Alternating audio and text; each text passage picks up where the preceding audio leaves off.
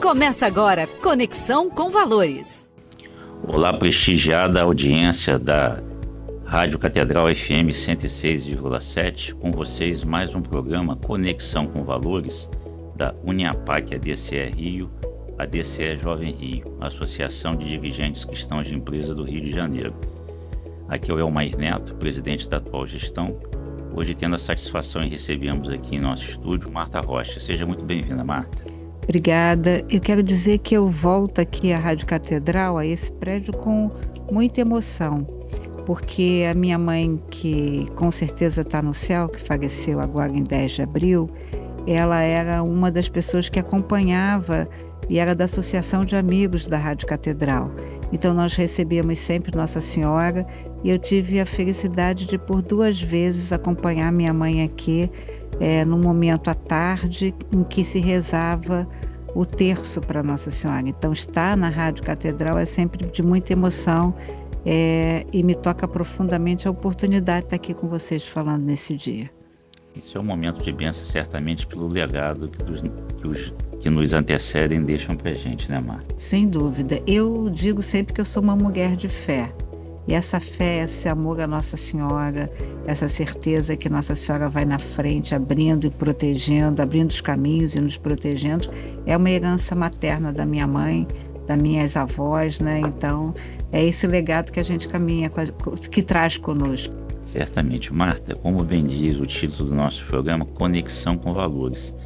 Ele fala das conexões pessoais, sociais, que permitem que no nosso caminhar hoje a gente tenha meios de desempenhar a nossa colaboração na sociedade civil e também esses valores que a gente traz da casa materna e paterna, que fazem com que a gente possa dar um testemunho dessas tradições que a gente traz conosco. E o convite que eu te faria é que você pudesse contar um pouco da história da jovem Marta, o olhar profissional, o momento em que você se dispõe a se colocar como uma representatividade da nossa sociedade. E conta pra gente um pouco da história da Marta. Eu sou uma mulher suburbana, eu me criei no subúrbio do Rio de Janeiro, na Penha, né? Então, a referência à igreja Nossa Senhora da Penha, que durante todo o mês de outubro e também nos meses das festas juninas, né, a gente convivia muito ali e ainda convive muito nessa referência. Eu sou filha de imigrante português, dono de padaria, e aí a minha referência é a Igreja Nossa Senhora da Cabeça, ali na Belisário Pena. E esses valores, eu venho de uma família em que a educação era muito valorizada. Eu sou fruto da escola pública. Desde o ensino fundamental até a universidade. E esses valores de que o trabalho é preciso, que a educação, o trabalho digno, a solidariedade, o respeito aos mais velhos. Eu depois, como todas as mulheres da minha geração, eu comecei como professora primária. Depois, já fazendo a Faculdade Nacional de Direito, aí sim eu fui fazer primeiro um concurso para o Tribunal de Justiça e depois para a Polícia Civil. E quando eu me vi policial, eu sempre fiz muitas palestras, porque atuei muito na defesa dos direitos da criança e do adolescente, na defesa dos direitos das mulheres. E eu sempre digo que se nós respeitássemos os mandamentos de Deus, amar a Deus sobre todas as coisas, amar o próximo, né? Respeitar pai e mãe, não roubar, não furtar, não desejar o que não é nosso, com certeza a polícia não existiria. Então eu acho que eu venho de uma família exatamente com esses valores, né? E esses valores me fizeram a conexão de ser hoje, né, uma mulher que valoriza os direitos humanos, entende que a solidariedade é fundamental, é contra o preconceito, entende que a vida tem que ser construída no processo coletivo, que todos têm o direito de dizer a sua opinião e de construir essa sociedade. Então eu acho que a gente traz esses valores e faz ao longo da vida essa conexão. E se eu fosse me definir, eu me definiria como uma mulher de fé. Eu tenho fé.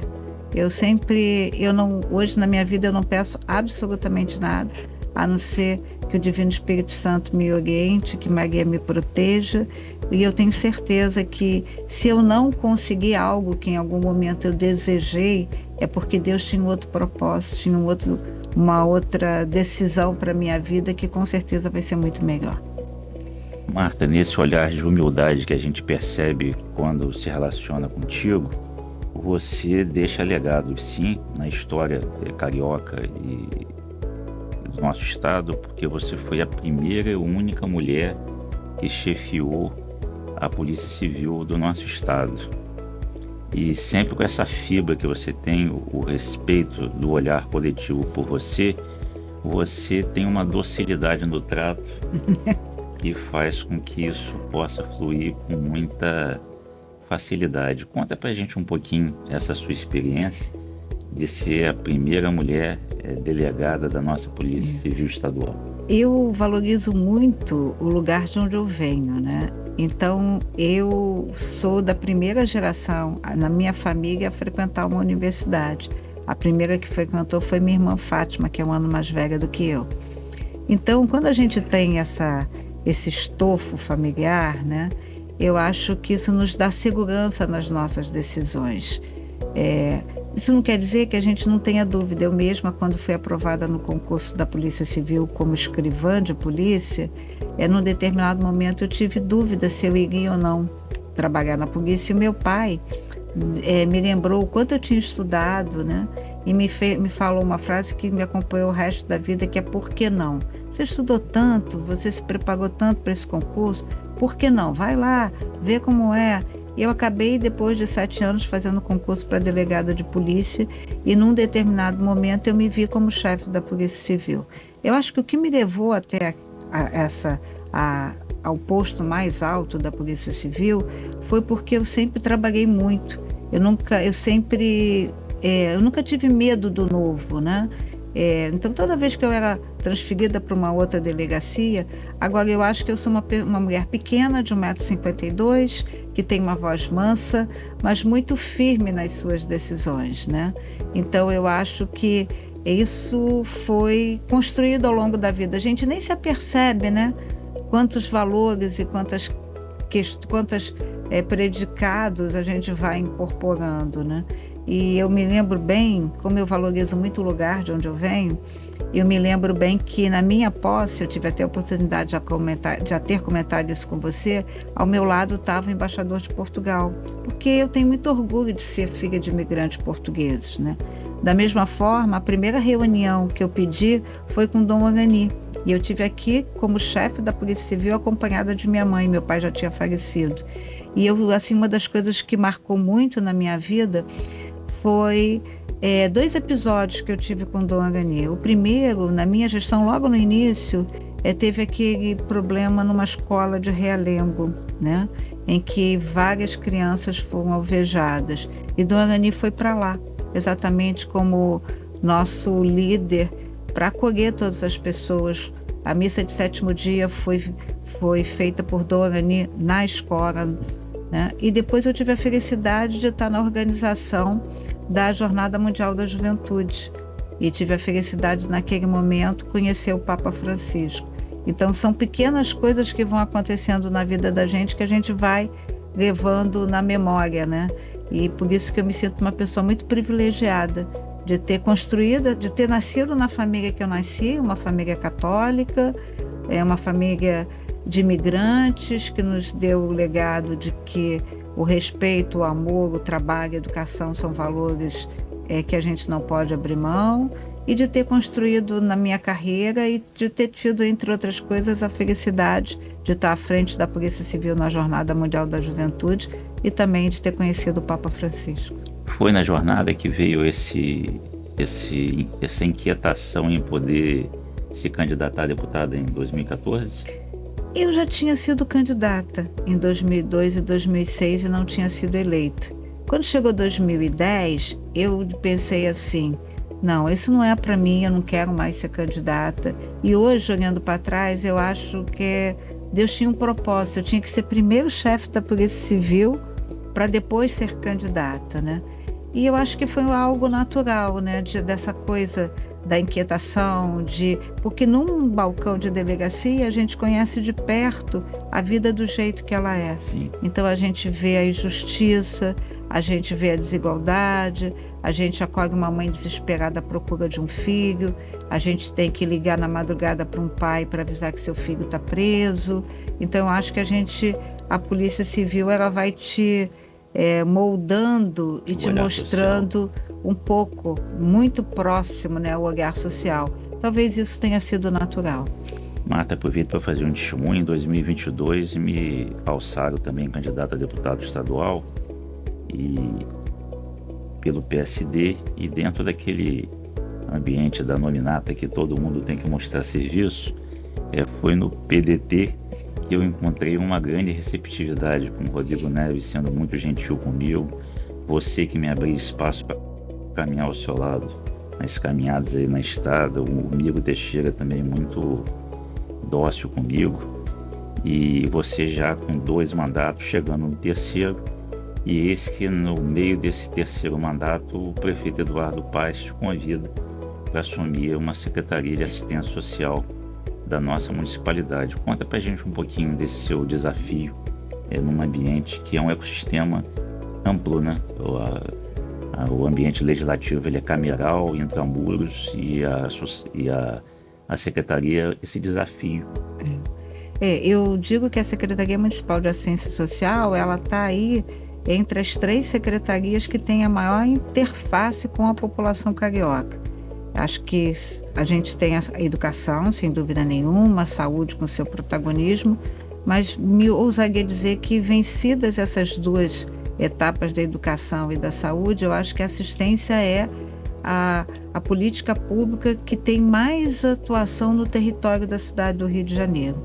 A gente está desde o acolhimento a pessoas em situação de vulnerabilidade na rua, nós estamos acolhendo os idosos que não têm onde ficar, nós acolhemos as crianças e os adolescentes que perderam seus vínculos com familiares ou que são vítimas de atos de violência nem no seio da família, e da mesma forma que a gente está aí cuidando dos menores que estão em cumprimento, dos adolescentes que estão em cumprimento de medida socioeducativa, porque atuaram, praticaram algum ato infracional. Então, isso mostra muito o ambiente da secretaria. Então, esse ambiente é sempre um ambiente desafiador. Agora, a política da assistência social, ela está muito estruturada. O Sistema Único da Assistência Social está comemorando hoje, esse ano, 20 anos, né? Então, ela tem uma amplitude em todo o território, ela articula diretamente com a população vulnerável, ela tem que, por exemplo, ter um sistema de cadastro único que possibilita que uma pessoa busque o auxílio Bolsa Família, um benefício social, o programa Minha Casa Minha Vida, né? Uma mãe que tem um filho do aspecto autista, um idoso, então é a assistência que dá essa estrutura jurídica para esse benefício. Então eu ousaria dizer que é desafiador estar à frente dessa pasta. Mas eu quero dizer que a gente hoje na secretaria tem aí ampliado a atuação, a gente tem um projeto novo, que é o CAD Móvel Carioca, que vai ao território para que as pessoas possam fazer a inscrição do CAD único. A gente tem os nossos jovens aí em vulnerabilidade social. Então, isso é sempre muito bom que a gente entenda que onde tem uma situação de vulnerabilidade, se você está verificando, sabe onde tem uma situação de vulnerabilidade social, por favor, acione a Secretaria Municipal de Assistência Social através de um 746 ou então visitando as nossas redes, que são as redes da Secretaria SMAS, Secretaria Municipal de Assistência Social.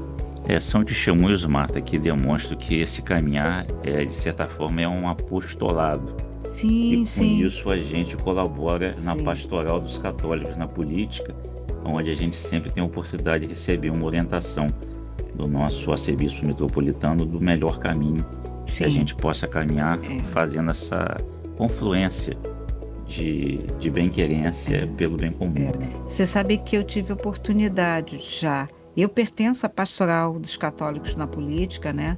Toda segunda, sexta-feira do mês a gente está sempre junto com Dona Eni, e eu tive a oportunidade também de apresentar o trabalho da secretaria a todo o vicariato e de receber também o Monsenhor Manegão, Sim. que é, na verdade, quem está, É o vigário episcopal que está à frente dessa pasta aí, que cuida da sociedade, né, da justiça social, que tem essa questão toda. Marta, a nossa Associação dos Dirigentes Cristãos de Empresa, que está debaixo do guarda-chuva da Uniapac, que é um movimento mundial, diz respeito a essa questão da evangelização no ambiente do trabalho. E as nossas pautas são sempre de unir pessoas que atuam no bem comum. Eu convidaria que você pudesse externar o seu olhar em relação a esse apostolado e fazer um convite ao ecossistema do seu networking, para que possam conhecer as nossas redes sociais. O nosso Instagram é o @ADCRrio, o nosso Facebook é o ADCRJ. Todas essas nossas gravações do programa também sobem para o YouTube.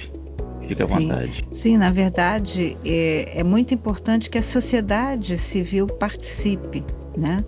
E eu acho que esse ato de ser cristão, ele tem tudo a ver com quem está aí atuando na assistência social, né? Nós estamos falando aqui de solidariedade, nós estamos falando de respeito, nós estamos falando de coletividade, de bem comum, de um olhar, né, atento à desigualdade, à injustiça social. Então, quem entende que a assistência social é uma política pública importante, precisa conhecer o trabalho que vocês desenvolvem, né?